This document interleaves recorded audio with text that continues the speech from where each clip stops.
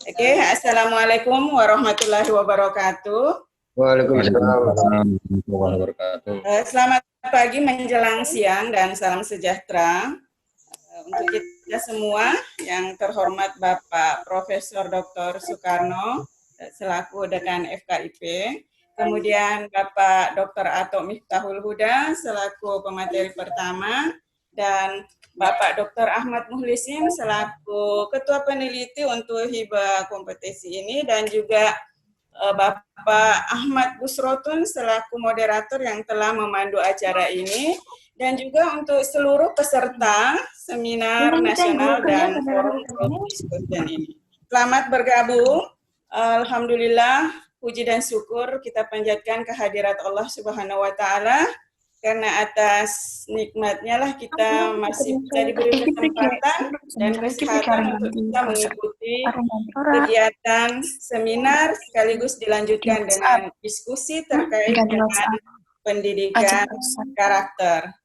Saya berharap semoga materi yang akan saya sampaikan nanti ini bisa menambah wawasan kita, khususnya bagi guru dan dosen, di dalam mengembangkan dan merencanakan pembelajaran kita, sehingga nilai-nilai karakter yang kita harapkan tumbuh pada peserta didik itu bisa kita masukkan.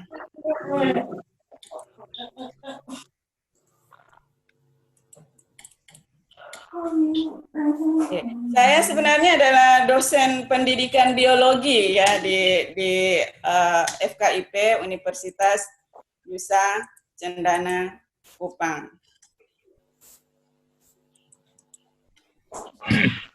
Oke, materi yang diberikan kepada saya itu sebenarnya terkait dengan inovasi pembelajaran.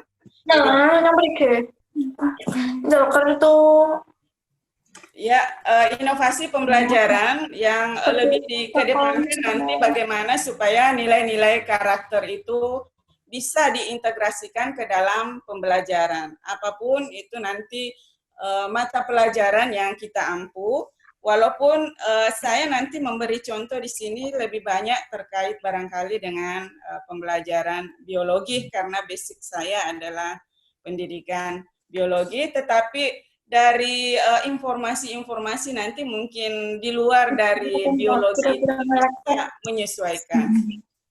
Oke, jadi terkait dengan inovasi sebenarnya terlalu banyak pengertian tentang inovasi.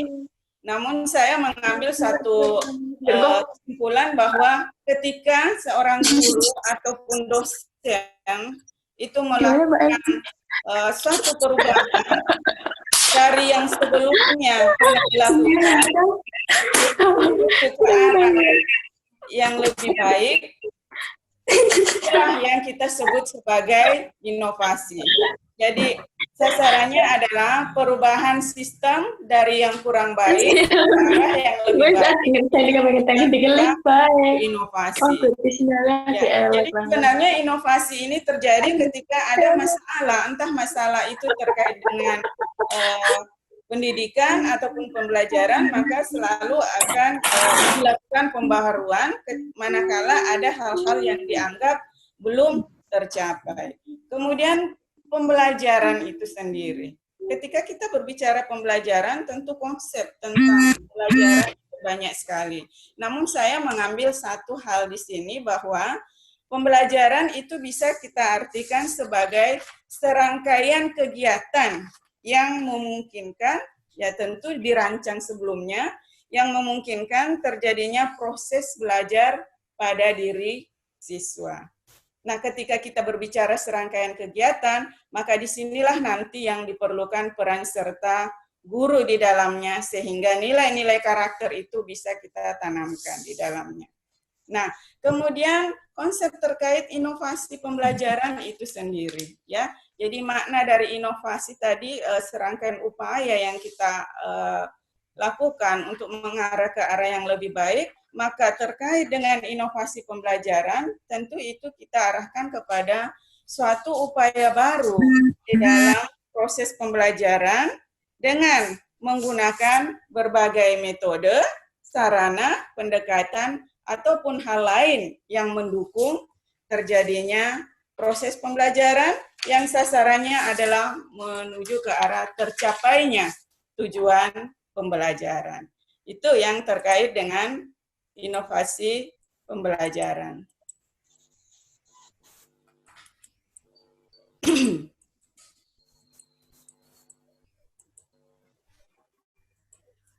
Nah, terkait dengan karakter,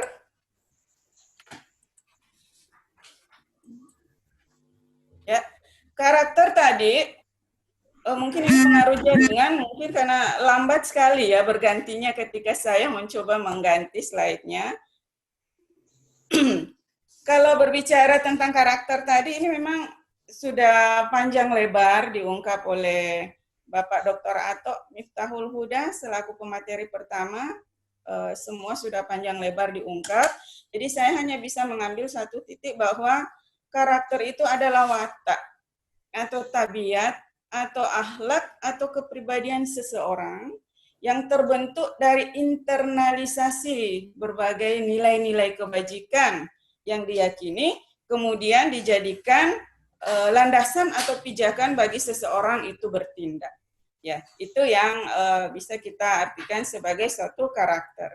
Nah, nilai-nilai karakter mana yang perlu dimasukkan tentu nanti ini ya terkait dengan karakteristik mata pelajaran itu sendiri.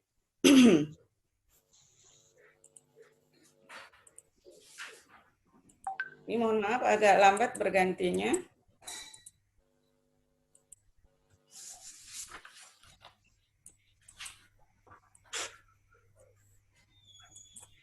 Ya, kemudian pembelajaran berbasis karakter.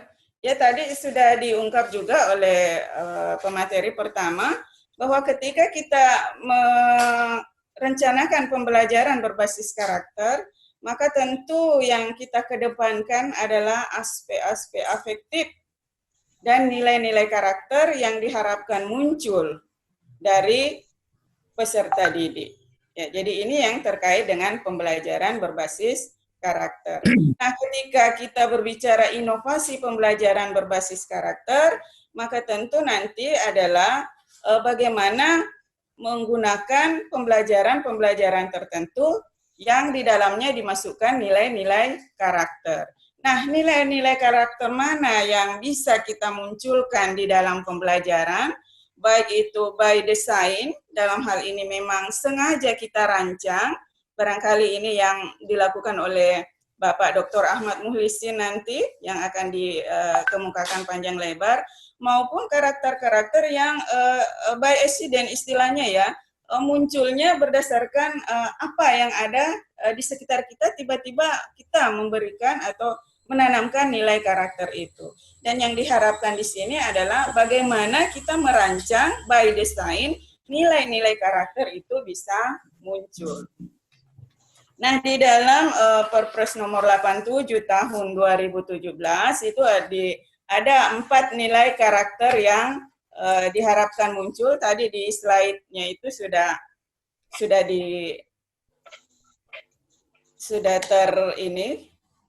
ada 4 kelompok karakter ya. Yang pertama itu terkait olah hati, kemudian olah pikir, kemudian olah raga, dan olah rasa dan karsa. Nah, keempat kelompok karakter ini dijabarkan lagi menjadi karakter-karakter inti.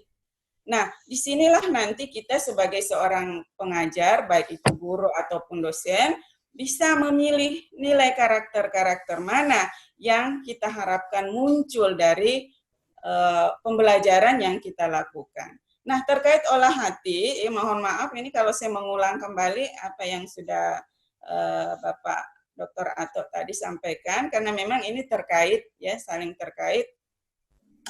Olah hati itu terkait dengan bertakwa, jujur, amanah, adil, tertib, sampai pada sikap rela berkorban dan patriotik. Kemudian olah pikir, ini terkait dengan berpikir kritis, kreatif, inovatif, ingin tahu, produktif, dan reflektif.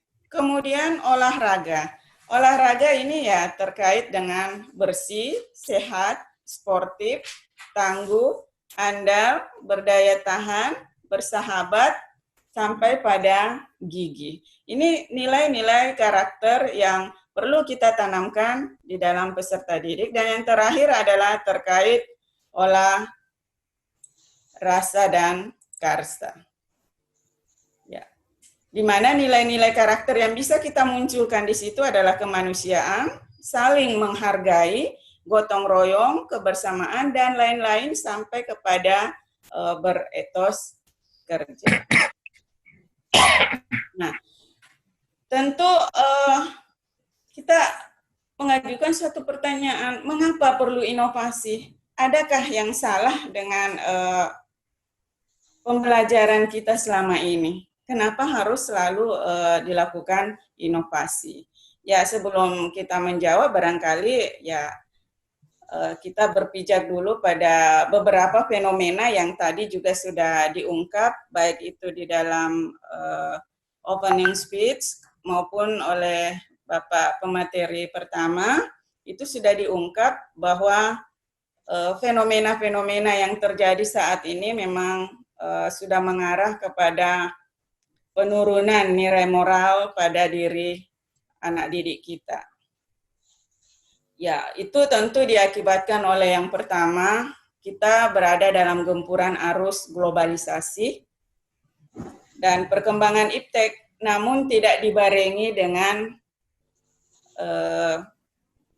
peningkatan atau pengembangan moral. Ya, bisa kita lihat perilaku-perilaku yang ditunjukkan di dalam sosial media itu luar biasa bisa menggerus moral anak-anak kita jika tidak dibarengi dengan penanaman moral dan etika pada diri anak didik kita.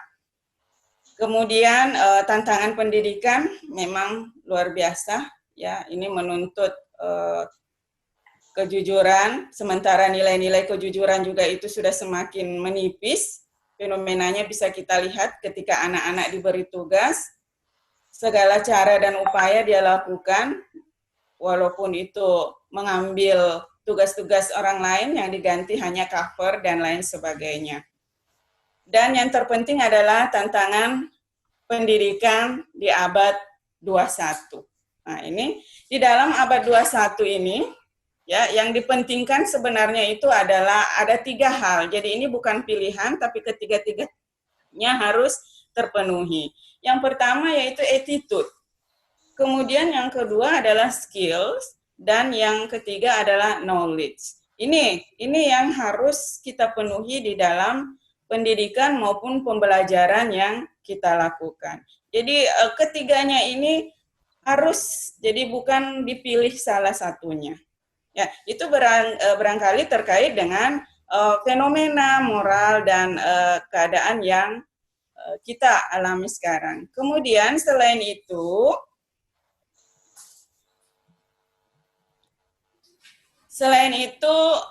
berbagai regulasi juga tadi sebenarnya slide-nya sudah muncul. Ya, berbagai regulasi sudah dikeluarkan oleh pemerintah. Jadi kebijakan-kebijakan tentang pendidikan karakter. Kebijakan-kebijakan tentang pendidikan karakter. Yang pertama itu Undang-Undang RI nomor 20 tahun 2003 terkait dengan tujuan pendidikan nasional, di mana tujuannya situ adalah pembentukan watak peserta didik menjadi manusia yang beriman, bertakwa kepada Tuhan Yang Maha Esa, berakhlak mulia, dan seterusnya sampai pada bertanggung jawab. Nah, kemudian regulasi yang lain adalah Perpres nomor 87 ya tahun 2017 tentang PPK, penguatan pendidikan karakter. Nah, di dalam PPK ini itu pendidikan karakter jadi tanggung jawab satuan pendidikan.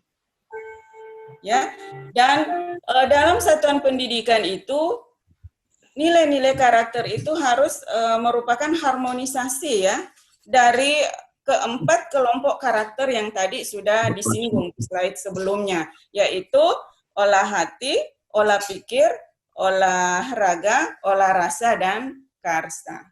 Kemudian masuk pada Perpres juga nomor 87 tahun 2017, tapi ini terkait dengan tujuan dari PPK itu sendiri, di mana salah satu tujuannya adalah merevitalisasi dan memperkuat potensi dan kompetensi baik itu pendidik, tenaga pendidikan, peserta didik, maupun masyarakat.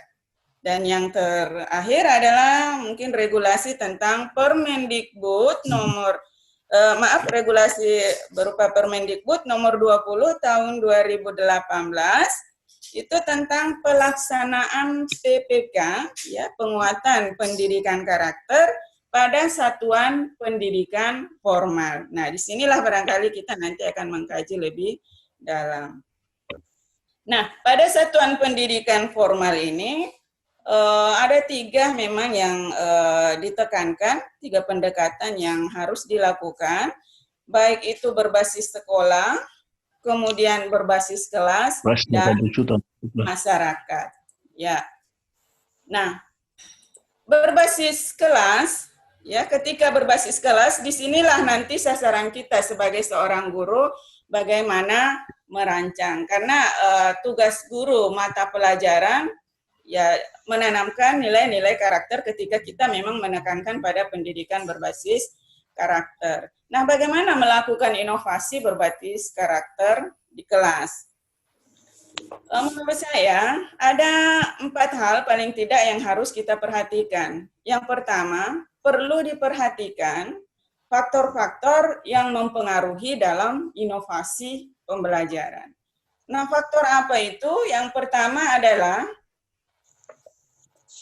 gurunya. Ya, guru memang faktor utama. Guru harus kreatif, harus inovatif, merancang dan mengembangkan nilai model-model pembelajaran ataukah mengembangkan metode atau strategi yang lain yang tujuannya adalah untuk menanamkan nilai karakter tersebut. Namun hal yang perlu diperhatikan adalah siswanya. Jadi kita harus menyesuaikan. Cocok enggak nilai-nilai ini kita tanamkan pada diri siswa. Jadi harus menyesuaikan. Kemudian sesuaikan pula dengan lingkungan. Mendukung tidak lingkungan kita ketika kita akan memunculkan nilai-nilai karakter yang sudah kita pilih dari 4 kelompok karakter yang tadi. Nah, maka dari itu, dan yang keempat, faktor yang keempat, adalah mata pelajaran. Ya, setiap mata pelajaran itu punya karakteristik yang berbeda. Jadi, yang kedua yang perlu diperhatikan adalah karakteristik mata pelajaran dan nilai-nilai karakter yang terdapat dalam setiap mata pelajaran. Barangkali di slide sebelum nanti akan saya memberi contoh nilai karakteristik apa yang perlu kita masukkan dalam mata pelajaran biologi. Kemudian yang ketiga yang perlu kita perhatikan adalah ketika nilai-nilai karakter tadi dari 4 kelompok karakter itu sudah kita identifikasi, sudah kita pilih berdasarkan pertimbangan-pertimbangan dari 4 faktor tadi, maka nilai-nilai tersebut itu kita integrasikan ya di dalam setiap materi pada setiap mata pelajaran. Nah, tentu di sini diperlukan keahlian khusus dari setiap guru mata pelajaran ketika mau menanamkan nilai-nilai karakter tersebut tanpa didesain sebelumnya. Ya, karena memang ketika kita mengajar itu ada 3 hal yang bisa terjadi. Pertama itu sudah kita rencanakan, tetapi kita tidak laksanakan. Kemudian yang kedua, kita rencanakan dan kita laksanakan, ya tentu ini memang yang diharapkan. Dan inilah cakupannya para peneliti-peneliti di bidang pengembangan dan pendidikan yang bertujuan untuk mencari model-model ataupun metode-metode pembelajaran yang efektif untuk setiap mata pelajaran. Direncanakan dan dijalankan. Dan satu lagi adalah tidak direncanakan, tapi dijalankan luar biasa karena tiba-tiba bisa kita munculkan di dalam tergantung situasi. Jadi sifatnya situasional. Nah, nilai-nilai karakter ini pun kita munculkan di dalam saat kita mengajarkan materi pelajaran. Kemudian yang keempat adalah, nah, setelah kita tahu, kita sudah mengidentifikasi faktor, sudah menentukan dan mengetahui karakteristik dan nilai-nilai karakter yang akan kita masukkan, kemudian mengintegrasikannya. Tentu sebelum mengintegrasikan kita pilih model ataukah metode dan lain-lain yang mendukung, instrumen-instrumen yang mendukung di dalam pembelajaran itu untuk kita menyisip nilai-nilai karakter tersebut. Tadi sudah diungkap juga oleh materi pertama, ada satu model pembelajaran yang berbasis karakter yang sudah menanamkan nilai-nilai karakter di dalam dia kalau tidak salah. Oke. Nah, saya ambil contoh untuk biologi sendiri. Ini karakteristik mata pelajaran biologi itu kalau kita lihat itu ada 4 ya. Yang pertama, biologi itu mencakup produk, kemudian proses, sikap, dan teknologi. Nah, melihat keempat karakteristik yang dimiliki oleh biologi ini merupakan sarana yang sangat potensial ya, karena dia di sini mencakup ranah kognitif, afektif, sekaligus psikomotorik. Berarti ini merupakan sarana yang betul-betul potensial untuk mengembangkan karakter peserta didik. Kemudian karakteristik keilmuan yang dimiliki oleh biologi itu memang meliputi sosiologi dan psikologi makhluk hidup dan alam semesta. Nah, membelajarkannya ini tentu memerlukan pemikiran yang logis, kritis, analisis, maupun kombinasi dari pemikiran tersebut. Ya, ini saya kasih contoh karakteristik mata pelajaran biologi. Kemudian,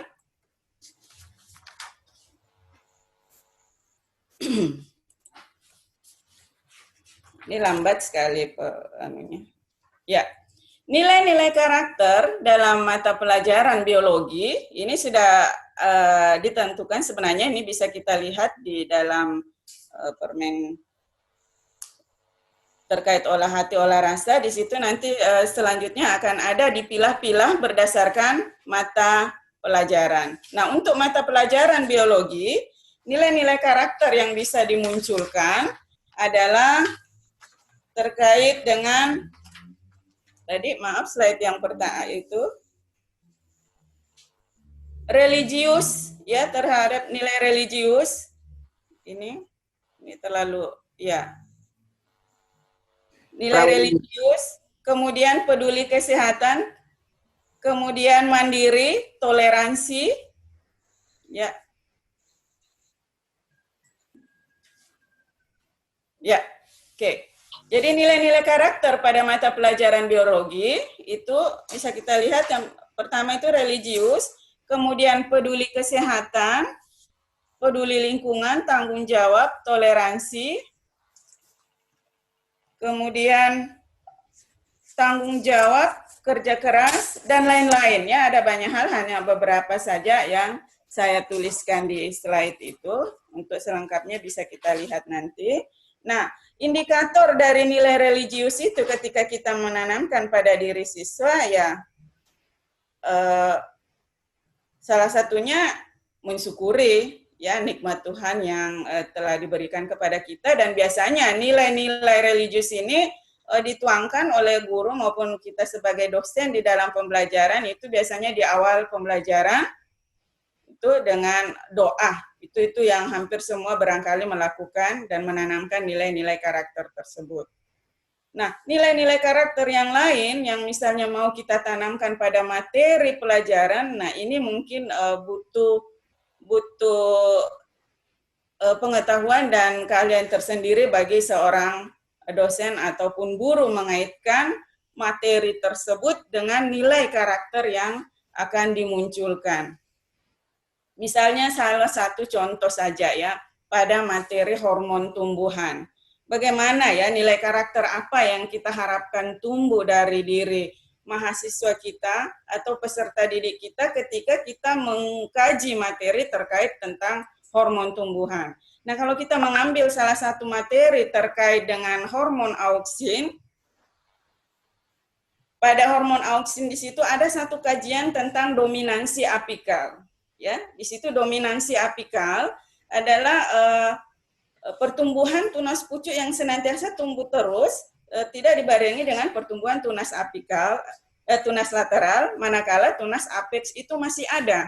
Tapi ketika tunas apex ya, yang tunas paling atas itu kita pangkas, kita potong, maka lambat laun akan merangsang munculnya banyak tunas apikal.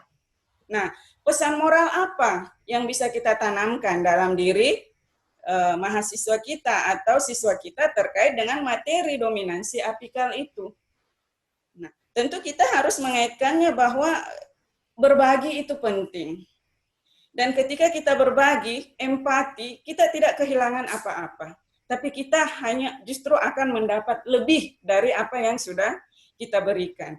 Coba kita buktikan, satu pucuk di atas kita pangkas akan merangsang banyaknya pucuk-pucuk samping yang muncul. Disinilah peran kita sebagai seorang guru dalam menanamkan nilai-nilai karakter yang betul-betul kita kaitkan dengan mata pelajaran. Kemudian hal yang lain misalnya pada materi metamorfosis sempurna misalnya. Perubahan dari telur menjadi ulat, kemudian ulat menjadi kepompong, kemudian kepompong menjadi kupu-kupu. Pada tahapan kepompong menjadi kupu-kupu, bagaimana tersiksanya ulat yang terbungkus secara ini di dalam kepompong itu menahan diri, tidak makan dan lain sebagainya, kemudian dalam kurun waktu tertentu berubah menjadi suatu bentuk yang luar biasa indahnya. Nah, tentu ada pesan moral yang tertanam di dalam perubahan tersebut. Bahwa ketika kita melakukan pengendalian diri yang luar biasa, dampaknya akan bagus. Kita akan terlihat lebih indah dan lain-lain sebagainya. Inilah yang barangkali ketika itu tidak kita desain di dalam pembelajaran, tetapi serta-merta muncul dan kita menanamkan itu melalui materi. Oke, itu contoh terkait dengan biologi. Untuk guru-guru di luar biologi mungkin bisa saja mengaitkan dengan yang lain tergantung materinya. Nah, tadi yang keempat itu ya bagaimana implementasi di dalam pembelajaran itu kita memilih model ataupun metode dan lain-lain sebagainya. Nah, berdasarkan hasil riset salah satu peneliti tentang model pengembangan berbasis karakter, itu ada beberapa model sebenarnya yang ditawarkan bisa menumbuhkan atau bisa kita tanamkan karakter-karakter peserta didik di dalamnya. Contoh model pembelajaran berbasis masalah, model pembelajaran kooperatif, model pembelajaran inquiry, model pembelajaran berbasis proyek, model pembelajaran berbasis portofolio, dan lain-lain sebagainya. Masih banyak model lain. Ya, seiring dengan digulirkannya K13, sebenarnya di situ ada beberapa model yang ditawarkan untuk diterapkan di dalam pembelajaran, karena itu diyakini bisa menumbuhkan nilai-nilai karakter pada peserta didik. Nah, tadi bagaimana supaya nilai-nilai peserta didik itu secara sengaja memang kita desain, ya, jadi bukan by accident, ya, bukan berdasarkan kejadian-kejadian yang tiba-tiba muncul, langsung kita munculkan nilai karakter tersebut, tapi memang sudah kita desain sedemikian rupa. Nah, saya ambil salah satu contoh, misalnya inquiry. Ketika kita menerapkan model inquiry, sintaksnya bisa kita lihat, misalnya yang pertama adalah orientasi masalah. Nah, di dalam orientasi masalah ini, kita mengharapkan siswa ataupun mahasiswa itu mencari sendiri, membaca referensi atau literatur terkait dengan materi yang diajarkan dan lain-lain sebagainya. Nah, nilai karakter yang diharapkan muncul adalah mandiri, tanggung jawab, kerja keras, disiplin, ingin tahu, kreatif, dan kritis. Nah, penentuan nilai karakter ini tentu didasarkan atas apa yang siswa lakukan di tahapan yang pertama. Nah, nilai karakter ini tentu jangan hanya sekedar kita menentukan nilai di sini, tapi memang juga kita harus evaluasi. Muncul tidak nilai itu selama kita menggunakan pembelajaran tersebut. Sehingga besarnya persentase nilai karakter yang muncul pada setiap model pembelajaran yang diterapkan ataukah pada setiap sintaks dalam suatu model tertentu, yaitu nanti tergantung pada materinya barangkali, ya. Bukan besarnya persentase di sini, ini bisa menjadi ladang penelitian untuk para mahasiswa kita yang mau bergelut dengan penelitian-penelitian terkait kependidikan. Termasuk juga pada sintaks pengumpulan data dan ya, tentu karakter yang diharapkan muncul adalah jujur, kreatif, kritis, cerdas, mandiri, bersahabat, toleransi, dan produktif. Loh, mengapa nilai karakter itu kita pilih? Karena memang saat pengumpulan data ya, anak-anak harus jujur mengungkap data-data itu dari mana. Selain itu dia juga harus kritis memilah dan memilih bahwa ini yang sesuai, ini yang tidak. Demikian pula untuk langkah selanjutnya sampai pada langkah terakhir analisis misalnya diperlukan karakter-karakter kritis, kreatif, dan lain-lain sebagainya. Jadi penerapan itu bisa kita menggunakan memang model yang sudah ada. Yang kedua, bisa juga mengkombinasi model yang sudah ada dengan model yang lain, ataukah metode yang lain, ataukah media yang lain. Itu. Nah, sebagai contoh saya ambil saja, saya punya riset kemarin, walaupun sebenarnya tulisan saya belum yang terpublish selama ini masih ke arah thinking skill-nya, keterampilan berpikir yang diperlukan di abad 21, saya belum melaporkan hal-hal yang terkait dengan karakter. Tapi sebenarnya nilai karakter yang muncul di situ yang memang sudah saya plot-plot itu, ini maaf, saya gunakan model pembelajaran SSCS SM. Jadi SSCS ini adalah salah satu contoh model pembelajaran kooperatif dan juga pembelajaran berbasis masalah. Kemudian saya kombinasi dengan strategi metakognitif. Nih. Jadi sintaks dari SSCS sendiri ini ada 4. Yang pertama search, yang kedua solve, yang ketiga create, kemudian yang keempat adalah share. Nah, kenapa saya menyisipkan strategi metakognitif pada tahap awal? Karena di sini saya ingin memunculkan karakter tersendiri pada diri anak didik di situ pada saat dia melakukan pencarian. Jadi sebenarnya esensi dari model pembelajaran ini mirip juga dengan inquiry, mirip juga dengan discovery learning, mirip dengan problem based learning dan lain-lain karena tahapannya sama. Di mana tahapan pertama itu dituntut kemandirian siswa untuk membaca referensi literatur terkait dengan materi, kemudian memverifikasi dan mengklarifikasi dan melahirkan suatu permasalahan di mana masalah itu nanti mereka rembukkan dengan kelompoknya. Jadi di situ yang diharapkan muncul nilai karakter adalah mandiri, tanggung jawab, jujur, kerja keras, disiplin, kreatif, dan kritis. Kemudian masuk pada fase kedua.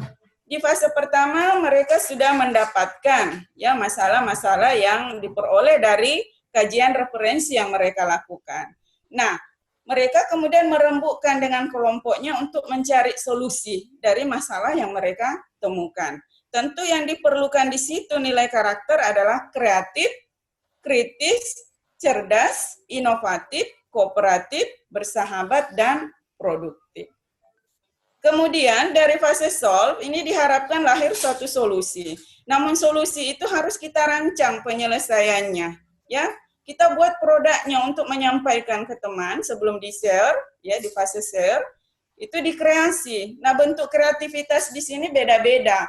walaupun masalah yang disampaikan mahasiswa ataupun siswa itu sama, tetapi kreativitas mereka berbeda, ya tergantung dari kemampuan berpikir kreatif mereka, kritis mereka, inovatif mereka, kerja keras mereka, dan lain-lain. Jadi inilah nilai-nilai karakter yang diharapkan muncul. Kemudian fase terakhir adalah share, jadi produk dari permasalahan yang mereka angkat itu, produk yang mereka lahirkan itu dibagi ke kelasnya, dengan dibagi ke guru. Nah tentu nilai karakter yang muncul di situ, yang pertama itu harus berani. Ya harus berani, karena ketika membagi begini mungkin saja ada pertanyaan di temannya, kenapa engkau memilih itu? Kalau dia tidak punya keberanian untuk mempertanggungjawabkan, wah grogi nanti dia. Jadi berani, kemudian empati. Ya kalau misalnya kelompok lain menyanggah, itu tidak benar ya, dia tetap harus menghargai pendapat temannya. Jadi harus saling menghargai, gotong royong, kemudian ramah, hormat, ya mungkin bisa disisip di sini peduli dan bangga menggunakan bahasa dan produk Indonesia. Sebisa mungkin kita menggunakan dengan bahasa Indonesia yang baik dan benar pada saat kita mempresentasikan hasil-hasil yang kita peroleh. Itu barangkali yang kedua. Kemudian yang ketiga,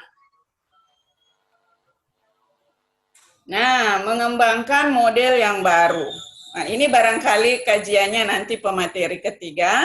Jadi model baru itu bisa kita ciptakan. Jadi ini saya ambil saja hasil penelitian salah seorang, yaitu Pak Ismail dan kawan-kawan tahun 2019.